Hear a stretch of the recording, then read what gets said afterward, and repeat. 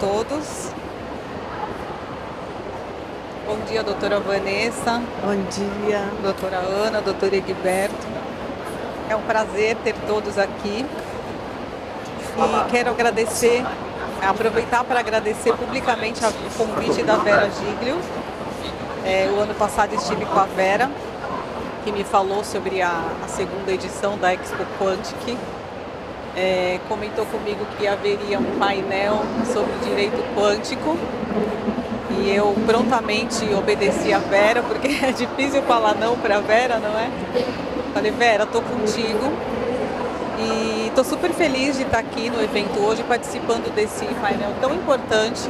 Nós vamos falar hoje sobre direito quântico, na companhia da doutora Ana Monteiro, advogada, doutora Vanessa Alfiero, juíza, e doutor Egberto, desembargador do Tribunal de Justiça de São Paulo. Eu vou me apresentar rapidinho. Eu sou Denise Brito, sou advogada na área de família, há 15 anos atuando como advogada no campo do direito de família, sou especialista em direito de família, pós-graduada e trabalho com mediação e conciliação. Voltei minha advocacia para essa área. E o nosso tema hoje aqui do painel vai ser entrelaçamento quântico e histórias de transformação na justiça. Então quero abrir o painel antes de passar a palavra para os colegas aqui, contando de uma história de um encontro e um reencontro. Nem sempre eu fui advogada na área do direito de família. Eu comecei como advogada generalista, doutor Egberto, né? Trabalhando como advogada associada e fazendo aquela clínica geral que todo advogado já fez um dia. E um dia eu fui defender um caso de um cliente, foi o meu primeiro cliente na área do direito de família. E era uma ação de guarda, alimentos, regulamentação de visitas. E o meu cliente precisava visitar a filha na noite de Natal. Nós estávamos no mês de dezembro, bem pertinho do recesso forense. E lá fui eu, no último dia do fórum, em dezembro, para conseguir garantir que meu cliente estivesse com a filha na noite de Natal. Então fui lá nesse último dia conversar com o juiz para ver se eu conseguia essa liberação, né? Quando cheguei na vara de família, entrei no gabinete e vi que tinha uma moça sentada atrás de uma pilha enorme de processo. Naquele tempo ainda os processos eram de papéis, hoje os processos são digitais, mas naquele tempo tinha uma pessoa, percebi que tinha uma pessoa atrás de uma pilha de papel e eu disse, eu quero conversar, vim despachar com a juíza, e essa juíza falou para mim, pode falar, eu sou a juíza, pode falar. Essa juíza me atendeu, me ouviu atentamente, escutou toda a minha história e garantiu ali então que o meu cliente conseguisse estar com a filha na noite de Natal, né? Essa juíza era a doutora Vanessa Alfiero, que me atendeu prontamente, e esse casal eu levei para a Oficina de Paz, que é um projeto idealizado pela doutora Vanessa, que ela vai falar sobre isso.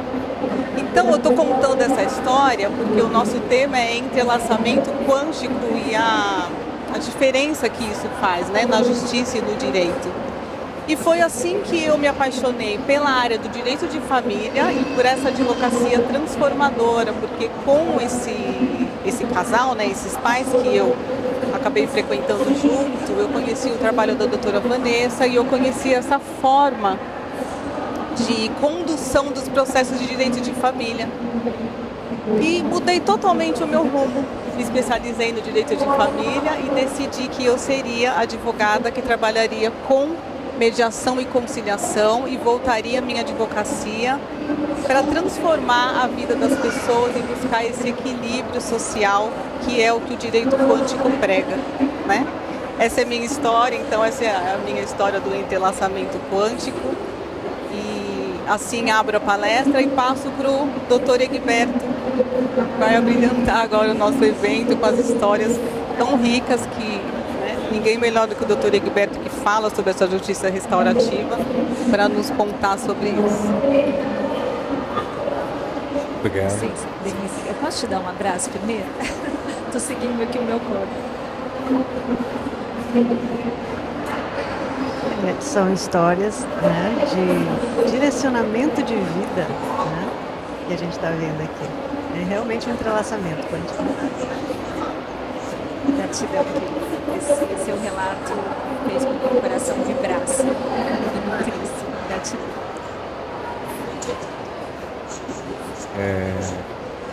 Já está dado o tom dessa mesa, né? Assim, extremamente feminina. Eu acho que todo o quantismo, todas essas inovações no campo da justiça e do direito apontam para uma justiça feminina.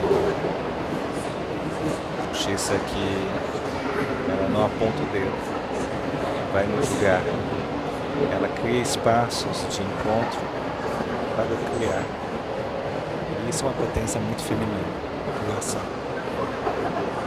Assim, como que nós, não sei se é o melhor termo, né, muitos problematizam esse termo, mas como operadores do direito, ou cada um como responsável para materializar o valor de justiça no dia a dia, integro, que é algo que diz respeito não só aos juristas, mas a cada pessoa que responde a situações concretas, como criar espaços onde se tornamos mais ou menos dolas ou dolos, parteiros ou parteiras de uma transformação.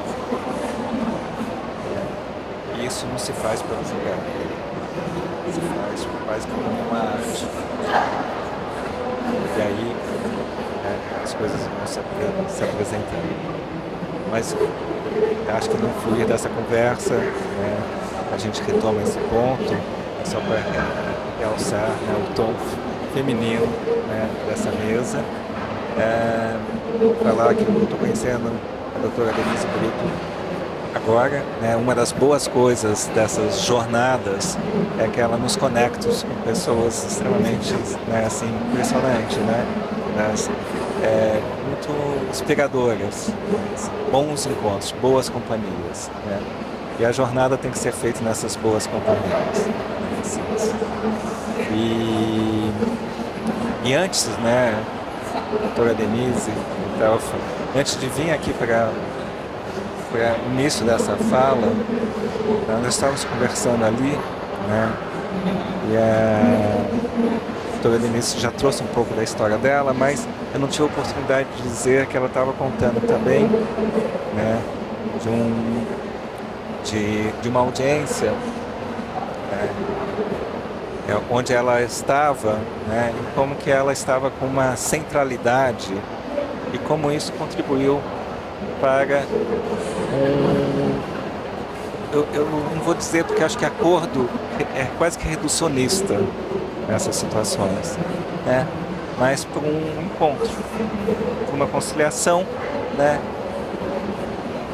com um equilíbrio, né, assim. E eu queria, diante dessa fala, o que eu queria trazer também da minha parte é que também isso antes de eu chegar até na justiça restaurativa, mas há mais de 25 anos atrás, ou até eu estou na magistratura desde 92, então temos aí o que, 33 anos. Quando eu entrei na magistratura, quase que eu falei, gente, eu não sei se eu quero estar aqui, mas aos poucos eu fui me apaixonando muito, eu gosto muito desse ofício e procuro transformar, né, não transformar num sacrifício, mas num sacro ofício, né, assim. Mas uma das coisas que me chamou muita atenção, doutora Denise, foi como, quando eu estava mais centrado, quando eu meditava, naquela época, eu me preparava, né, para uma audiência, né, e eu já falava, não, aqui não tem como sair um acordo, né, e como muitas vezes, né, isso do nada, vamos dizer, do nada entre aspas, acontecia, né, um caminhar. E eu fui percebendo que isso também não era só assim do juiz, que eventualmente está numa posição dentro de estruturas hierárquicas, né, que pode né, tem uma irradiância mais quase impositiva. Mas também quando era um advogado ou advogada, às vezes era uma parte que tinha um espaço de fala, isso foi me chamando a atenção, como várias outras coisas também, inclusive do espaço físico e por aí afora, né? Então, quando a gente fala, né, desse compromisso com a justiça, não com julgar, com a justiça, isso passa também por um preparo integral de quem está nessa senda, né? Seja um jurista do século XXI, seja uma pessoa comprometida com a cultura de paz ou com a justiça, isso passa com todo o cuidado físico, com a alimentação, com o exercício físico, né? Com toda a questão psíquica, psicológica, dos cuidados emocionais, né? Com toda a formação intelectual, é um feixe de ações em conjunto, né? Para nos qualificar, né? A criar espaços do que precisa ocorrer, com a qualidade que precisa ocorrer. Não é fácil. É um contínuo orar e vigiar, avança, volta. Quem faz meditação sabe disso. A gente começa, volta, outra vez. É um contínuo, né? Mas, por favor, aqui a gente combinou assim um diálogo. Se eu estiver me estendendo, já pode. Mas assim, e aí foi avançando nisso e problematizando muito, mas que nós estamos, nós, vou falar por mim, inserindo em estruturas hierárquicas, né? Baseado no poder sobre o outro, né? Todo respeito e muito reconhecendo todo o processo civilizatório, né? O devido processo legal, o Estado democrático de direito, fundamental, né? Cada vez mais se mostra que precisamos dar mais um passo. Temos conhecimento, temos sabedorias, né? Temos hoje mais corpos, né, para que isso possa ocorrer. Só que o campo gravitacional, né, que para manter o estado core, gente, é muito forte também. Isso é positivo também, porque se a gente quer um novo, né, que a gente sequer sabe o novo, né, a gente precisa ter a tonificação necessária, né? Não dá para ser festivo nisso, né? Então a gente precisa realmente entrar em tônus, né? A gente precisa praticar antes vários alongamentos para que a gente esteja como precisa estar, trabalhando de uma outra forma. Senão a cooptação, a colonização dessas novas práticas, o desvirtuamento dela, a banalização dela, a redução delas ocorre com muita facilidade, né? Então, mas a gente está dentro de estruturas, né? E aí eu fui problematizando muito e cada vez mais a gente vê que hoje a gente está numa era que não é pelo individual, né? É no coletivo. A física quântica, se a gente vê a história da física quântica, que tem mais de 100 anos, a gente vê que ela não é uma teoria estruturada por uma pessoa, é por um coletivo de pessoas. Assim, isso já diz alguma coisa quando a gente está dialogando também. A justiça também, cada vez mais, é feita por coletivo. Para além de um coletivo, sem dúvida que temos uma estrutura que é feita por assistentes sociais, psicólogos, juízes, advogados, todo o sistema. Mas é para além disso. A justiça, ela precisa ter toda uma postura de cooperação interinstitucional, intersetorial, interhumana também, né? Quando a gente fala de justiça restaurativa, a gente está desconstruindo um paradigma da punição, né? De você realmente, alguém provocou uma sofrência, alguém, você vai, provoca uma sofrência, né? Uma pena aflitiva, etc. A gente está indo mais do que uma desconstrução de um paradigma punitivo, a gente está indo também para uma desconstrução de um paradigma da individualidade. Como fazer isso em cooperação, não é fácil, ou seja, em rede, de forma inter, multi e transdisciplinar, e também como fazer isso é de uma forma, num time, não no fast food. Então, nosso tempo voa, eu vou parar por aqui, e tendo a oportunidade, eu volto para falar um pouco das práticas restaurativas e para mostrar um pouco como os juízes estão fazendo. Trouxe até alguns materiais aqui, e a gente carrega um saquinho com um tapetinho no centro, objetos, né, que nos conectam, né, com a nossa natureza amorosa. Isso não significa, né, deixar de se posicionar frente às injustiças, dar uma resposta firme, mas sem perder a ternura. Mas eu passo aqui e devolvo a palavra nesse momento para a doutora Denise. Muito obrigada, doutor Egberto, pela contribuição. Doutor Egberto, ficaríamos horas aqui, não é, doutora Vanessa, doutora Ana, ouvindo a riqueza que o doutor Egberto tem para nos passar sobre a justiça restaurativa, e sobrando tempo, ele com certeza vai contribuir um pouco mais aqui para a gente. Doutora Vanessa, por favor. É uma alegria estar aqui, ao lado de vocês, Ana, Denise, Egberto. E eu vejo a Rosa Maria. A Rosa, eu fiz estágio com ela em 1993, Rosa, na Procuradoria. E foi você que me mostrou como era possível lidar com as sombras da sociedade com um sorriso no rosto. Ela era procuradora, trabalhava no âmbito criminal, e foi o primeiro contato que eu tive com a prática com esse ramo do direito, que é tão pouco reconhecido, né, acolhido. Gratidão, Rosa, por fazer parte também da minha história.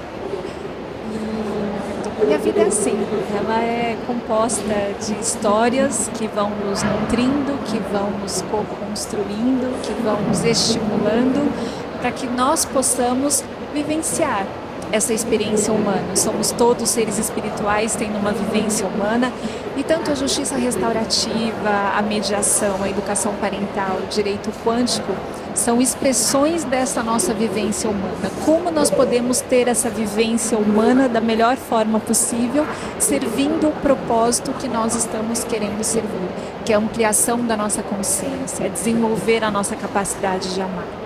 E são visões que nós vamos agregando, nós vamos encontrando pessoas afins que sentem, pensam da mesma forma, vamos nutrindo campos de consciência que também nos nutrem, e assim vamos caminhando. E, Egberto, realmente, o que é a justiça, o que é fazer justiça? E, ultimamente, eu tenho me perguntado muito, o que é ser e estar enquanto juíza? Qual é a minha função? Um ser humano que desenvolve a prática da justiça como profissão. Quando eu era pequena, meus pais me perguntavam, o que você quer ser quando crescer? E eu falava para o meu pai, eu quero ir para a África, eu quero salvar as pessoas, eu quero resgatar as pessoas, eu quero devolver a dignidade para as pessoas. E ele dizia, e por que você precisa ir tão longe para isso? E quando a gente percebe que a gente pode cumprir o nosso propósito e desenvolver a nossa espiritualidade na nossa vida diária, com os nossos amigos, a nossa família, com a nossa profissão. E é disso que se trata. E como queremos estar nesta prática jurídica? Como podemos colaborar para isso? E o primeiro passo, Egberto, ouvindo você, e essa é a minha caminhada, é curar as minhas próprias feridas, é olhar para as minhas humanidades, para as minhas imperfeições e acolhê-las. Porque enquanto eu não olho para essas minhas sombras, essas minhas feridas, eu vou projetar no outro. E talvez eu serei uma juíza salvadora ou justiceira que quer salvar o outro. E quem é o salvador naquele triângulo dramático de Carmen? O salvador, no nível da aparência, é uma pessoa que tem uma empatia, que se coloca no lugar do outro, quer ajudar o outro, quer apoiar o outro. Mas, na verdade, no âmbito mais profundo, é uma pessoa violenta, que ela retira a dignidade do outro quando ela determina o que é melhor para o outro. E como eu posso me resgatar desse papel? O primeiro passo é olhar para as minhas próprias sombras e verificar quais as minhas próprias necessidades que eu não tive coragem de encarar e estou projetando no outro e quero salvar o outro. E aqui, partilhando também uma história pessoal que para mim foi muito importante, quando eu me deparava com as crianças que eram vítimas dos reféns dos pais, e entrando no campo que você abriu da educação parental, das oficinas de pais e filhos, que consiste num projeto lindo, pedagógico, multidisciplinar, que visa apoiar os pais a separarem os seus filhos dos seus conflitos, a apoiarem os filhos nesse processo de transição familiar por conta da ruptura do vínculo, por conta do divórcio, da separação, da dissolução da união estável, para que os filhos possam se adaptar a esse novo modelo familiar que continua sendo uma família, não mais uma família nuclear, em que pai, mãe e filhos moram juntos, mas uma família binuclear, com seus 2 núcleos que estão sempre entrelaçados e interconectados. E esse se tornou um grande objetivo meu. O que eu posso fazer para ajudar essas crianças? Só que, na verdade, a minha vibração não era de apoio, a minha vibração era de salvadora. Eu preciso salvar essas crianças dos seus pais, porque esses pais não têm condição de cuidar dessas crianças.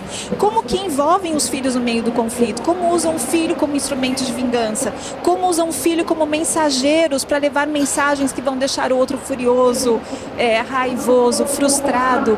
Como eles fazem isso com uma criança?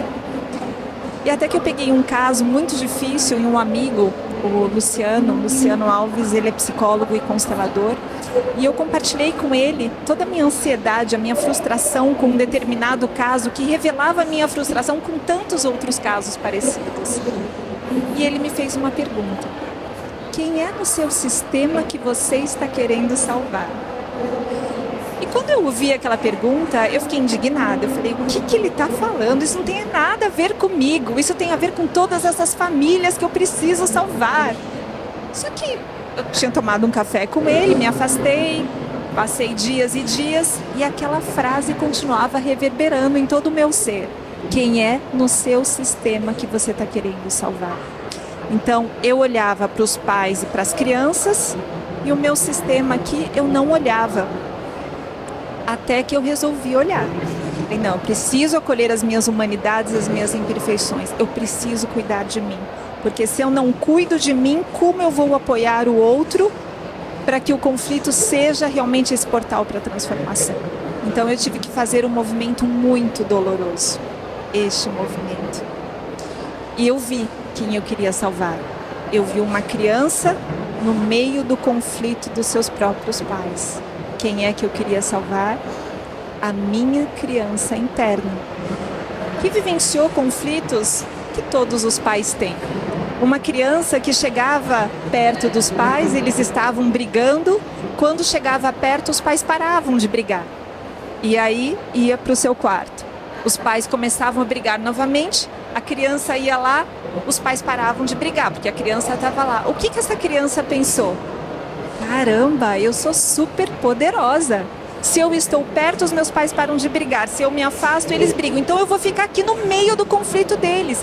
Eu, como criança pequena, vou cuidar desses adultos. Desconhecendo a força que eles tinham. Doutora Vanessa, só para contribuir nessa sua fala, eu tive um caso muito difícil de conciliar e a coisa andava e voltava. Andava, retrocedia. Olha a importância de nós olharmos para as crianças, porque com uma psicóloga que nos auxiliava, porque eu trabalho essa parte também da interdisciplina, a psicóloga que nos auxiliava, ela identificou que o filho do casal, como ele queria unir os pais, ele criava na cabecinha dele conflitos, doenças às vezes. Doenças, entendeu? Para que os pais se unissem, porque ele queria os pais juntos. Então ele apresentava febre, fingia que estava com dor de cabeça, o pai tinha um horário, fazia o filho dormir e ia para casa. Ele falava, não, papai, fica um pouco comigo, um pouco mais. E aí a mãe começou a reclamar, ele não está respeitando o horário. Então nós paramos toda a conciliação, cuidamos do filho, da criança, para que então a coisa pudesse avançar. Então a importância de você estar olhando para as crianças. Olhando para as crianças, a partir desse olhar e dessa acolhida, sua própria criança. para você realmente apoiar o outro e reconhecer a força que ele tem com a sua toda a dignidade. Então, a partir do momento que eu me retirei desse lugar, olhei para os meus pais, deixei com eles o que era deles e me coloquei no lugar de pequena, aí sim, eu pude olhar para essa família, olhar para essa criança, olhar para esses pais e internamente dizer, eles são os pais certos. Eles são os pais certos, porque através deles a vida fluiu e chegou até essa criança. E eu me recuso a salvar essa criança, porque ela não precisa ser salva. Ela só precisa ser apoiada e como todo o sistema familiar precisa ser apoiado. E eu passo a fazer isso não mais como salvadora, mas como apoiadora. Isso me dá força, isso devolve a força para os pais e devolve a força para essa criança. Então, Egberto, é um olhar e vigiar constante. Até que ponto eu também estou projetando nos conflitos que chegam até mim as minhas próprias sombras e como eu preciso cuidar da minha vibração, como eu preciso ampliar a minha consciência. Porque como a gente dizia ontem, um coração que encontrou a paz é um refúgio de paz entre os seres humanos. Quando você encontrou a sua paz e chegou naquela audiência com aquela paz, com essa sua vibração, você já foi capaz de tocar todo o ambiente, as pessoas que ali estavam. Uau, né?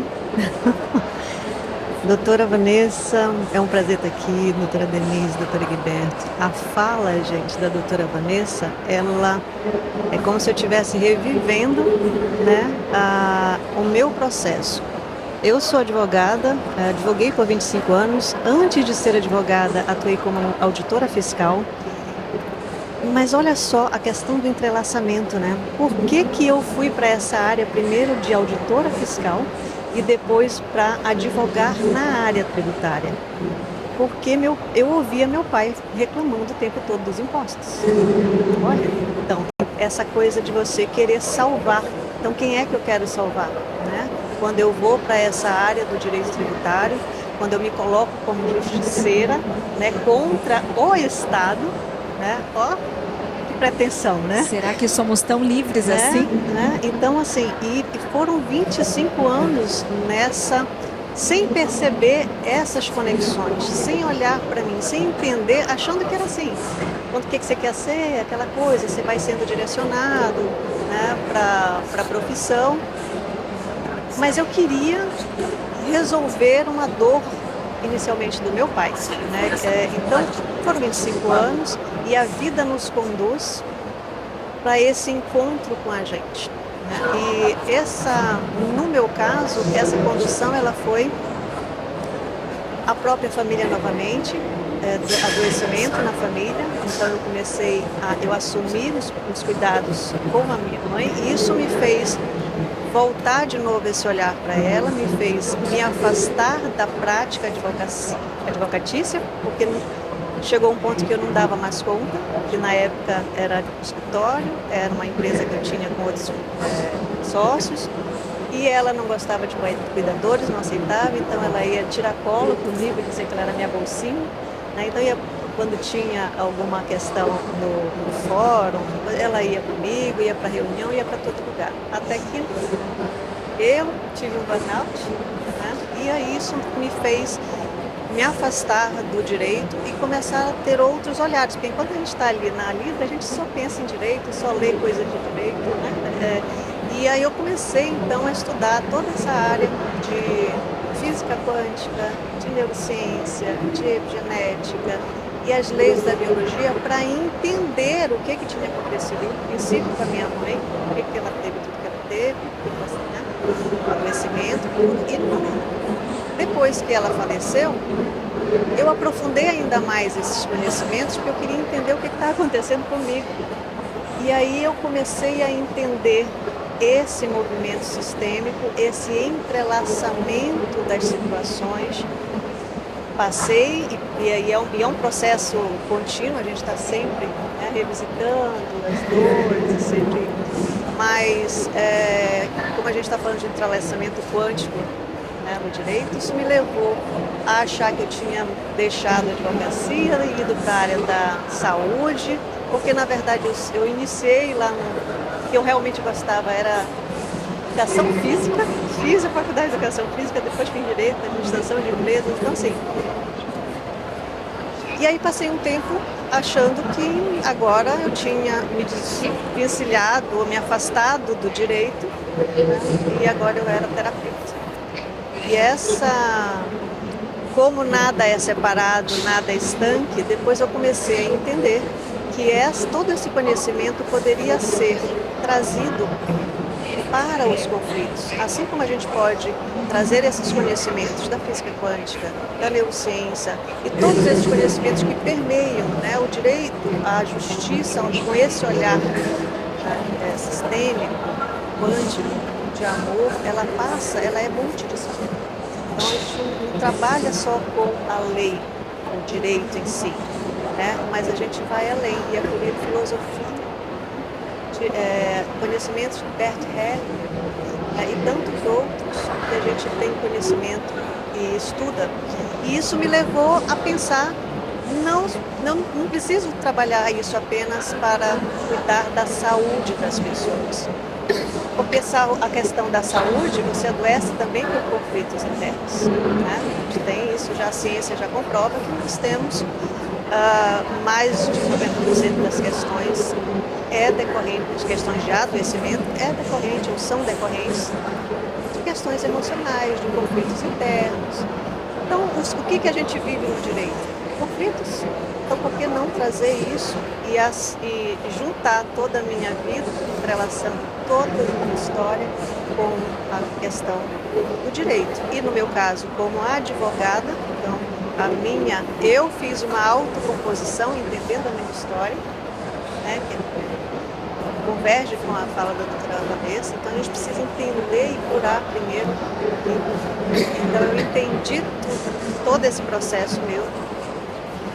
E hoje eu trabalho com essa perspectiva da advocacia quântica, trazendo uma autocomposição.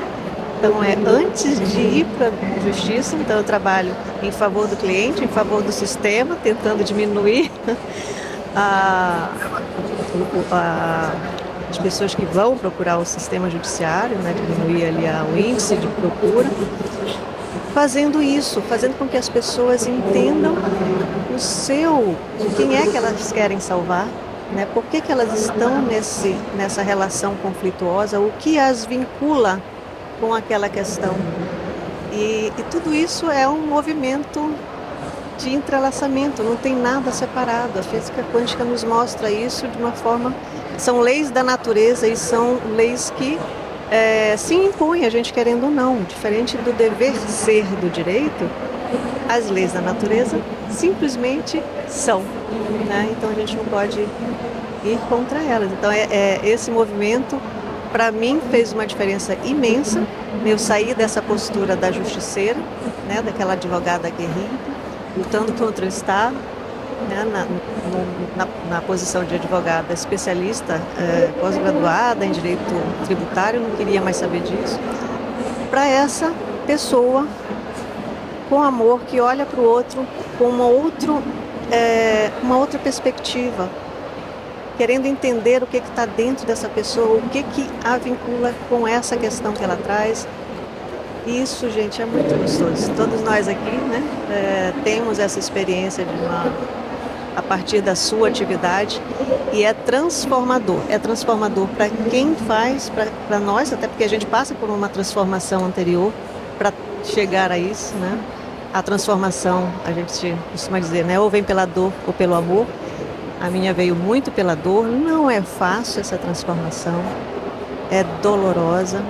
Leva um tempo até você começar a entender tudo isso e juntar as pecinhas, mas é realmente transformador quando a gente começa a entender, quando a gente começa a perceber a transformação em você, as curas em você, inclusive curas de adoecimento físico mesmo, sabe?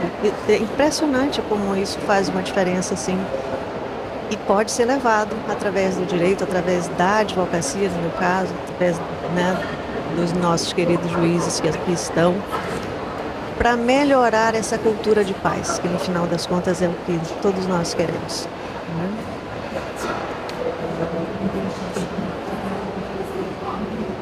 Bom, é bastante coisa, né? Assim, o...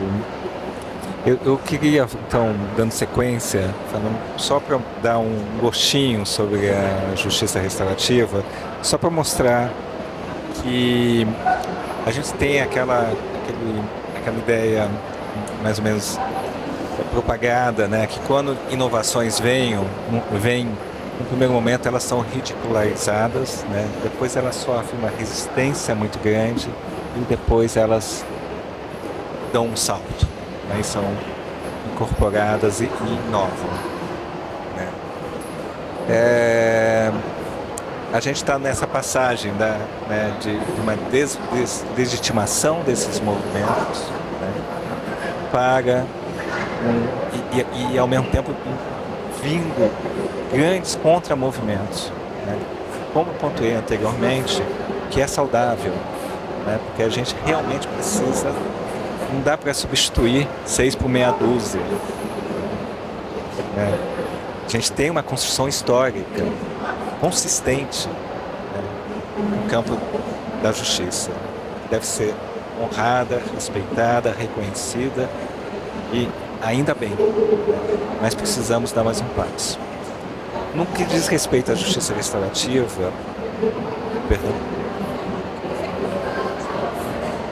só para mostrar como os avanços estão ocorrendo por conta dos resultados significativos que elas vêm apresentando e porque a gente também tem que dialogar com o sistema, né? Por mais que a gente vá, nosso lema lá no Núcleo de Justiça Restaurativa é vamos com calma que a gente tem pressa. Mas a gente precisa chegar onde a gente precisa chegar com a qualidade e a potência que precisa chegar, né? Mas a gente tem que dialogar com um sistema que cobra metas, né? Mas a gente não pode abrir mão da qualidade, né? E aí a gente vai dialogando, mostrando, olha, práticas restaurativas reduzem mais de 70% a não reincidência. Tem um grau de satisfação de todos impactados, né? Seja aquilo que nós chamamos de ofensor, porque a gente desconstrói também essa nomenclatura, que cria realidades, né? Menor infrator, né? Quer dizer, você já reduz a pessoa, né, na sua potência, enfim, por aí afora. O réu, né? E a gente sabe que quando a gente banaliza, Hannah Arendt já apontou onde é que a gente chega, né? Assim, então a gente vai desconstruindo tudo, também essa parte de nomenclatura, mas a gente vai mostrando, olha, como que isso cria campos de prevenção. Ações, por exemplo, teve um caso numa escola pública de bomba, né, no intervalo de aula. Foi feito um processo circular, mais de um ano não teve mais nenhum outro caso de bombas. O que significa isso? Como é que a gente faz com consistência, com preparo, inspirados por uma série de movimentos, né, que não tem nada de festivos, né? Criminologia crítica, né, o abolicionismo, o movimento feminista, os direitos civis e por aí afora. Bom, hoje em dia, então, a gente também faz com muito cuidado, né? Parece que a justiça restaurativa é mais soft, mais light, mas ela é muito mais heavy, mais hard. Você encontrar com a vítima, ver as consequências das suas ações, não é fácil. Fazer isso no coletivo não é fácil, né? E como isso é transformador. Mas exatamente por conta desses resultados, tribunais como do Paraná distribuem, porque a gente coloca num processo circular sentado em círculo, um centro do círculo, que tem uma razão de ser. Esse material foi distribuído para todos os juízes de justiça do Rio Grande do Sul. Um tapetinho de centro que se coloca, tem um símbolo, Tribunal de Justiça do Paraná. Como os próprios tribunais estão se abrindo, porque temos que olhar para isso. Não dá mais para fazer da mesma forma, porque os resultados são significativos. Então os juízes carregam os seus tapetinhos de centro, né? Eu tenho aqui o meu tapete de centro, coloca no centro. Aí você coloca os objetos que têm significado, né? E você vai buscando esses objetos e vai atribuindo significado a eles. Por exemplo, temos a lei da gravidade, né? Isso, cada um vai criando seu sentido. como trabalhar com a leveza que acende. Sabe? Objetos assim vão sendo colocados no centro do círculo para que a gente vá aos poucos, né? A gente precisa abordar algo que traumatizou, algo que impactou, ter uma conversa difícil, né? Investigar isso na sua profundidade, na sua amplitude, não só a responsabilidade individual, que a gente não passa a mão na cabeça de ninguém, mas como não dá o tapa na cabeça de ninguém, pessoas submetidas às mesmas circunstâncias fazem escolhas diferenciadas, tem uma responsabilidade individual, mas as corresponsabilidades, né? E a gente vai fazendo isso, como que você prepara esse encontro, né? Como é que metade do tempo é estabelecer conexão da humanidade de um com o outro? Em que momento que você investiga essa situação? Então, isso vem ocorrendo, esses materiais, vão sendo distribuídos, né? Com muito questionamento, com muita resistência, mas não dá mais para fazer a mesma coisa de outra forma. Se a violência funciona, quer dizer, como você criar, então, se o Estado vem de cima para baixo, né, e de uma forma aflitiva, então como a gente tem autoridade para dizer, construir outras formas, a gente precisa mostrar como agentes públicos outras dinâmicas, se isso vem ocorrendo.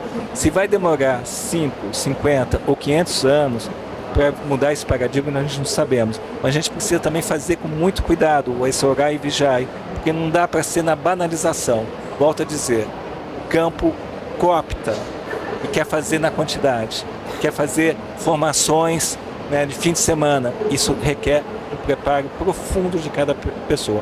Desculpa ter passado do tempo, né, só para mostrar que a gente precisa olhar isso, e quero aproveitar uma questão de justiça também, aproveitando que a Vera Lúcia está aqui presente, parabenizar, né, esse evento, né, a coragem desse evento, né, que é feito por tantas pessoas, né, uma entrega generosa, né, que propicia tantos encontros, que eu sei que não foi fácil, né, e que está realmente pessoas com uma qualidade, vamos dizer, do saber da nossa pós-modernidade reconhecido, pós-doutores, né, doutores, né, profissionais de diversos campos, mostrando que precisamos olhar para uma outra direção, para novas perspectivas, e precisamos fazer isso juntos. Então, parabéns por esse evento, né, e devolvo aqui para a nossa mediadora, doutora Denise Brito.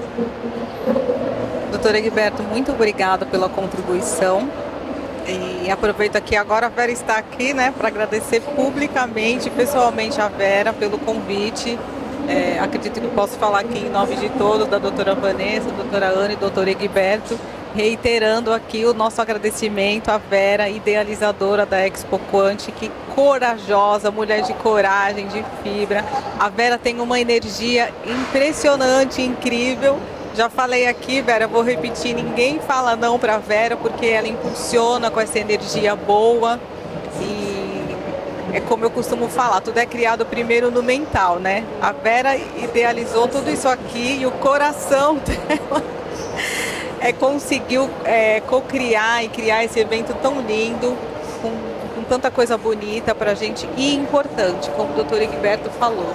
Precisamos de mais Veras, mais Egbertos, Vanessa, Ana, para conseguir mudar, e a gente vai aos pouquinhos, devagarinho, conscientizando e fazendo essa mudança tão importante na nossa parte aqui, que é na parte da justiça, né, do direito, e a Vera e todos os profissionais que estão aqui. Muito obrigada a todos que nos ouviram, obrigada pela presença do doutor Egberto, doutora Vanessa, doutora Ana. Obrigada. E ótima tarde a todos. Muito obrigada a todos.